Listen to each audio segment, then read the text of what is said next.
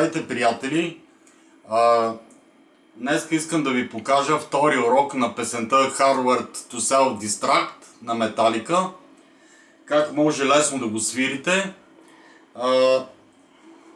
Почваме така. Това е...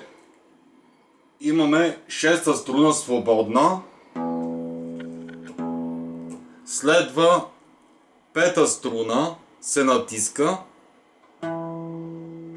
После следват 5-та и 6-та, 3-та, пак 5-та, после имаме пак 5-та,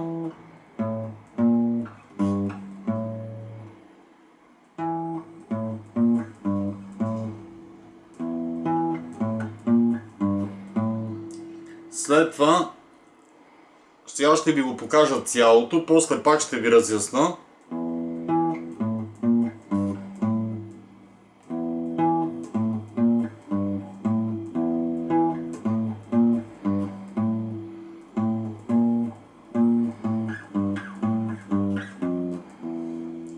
Така, значи ще го покажа бавно.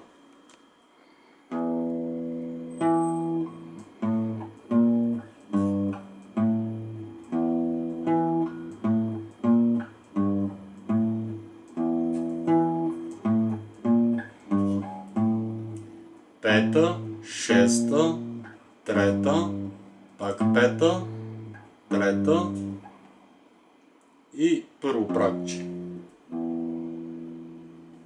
Това е. Естествено ще има и... Ще ви го покажа и с електрическа китара. Довиждане!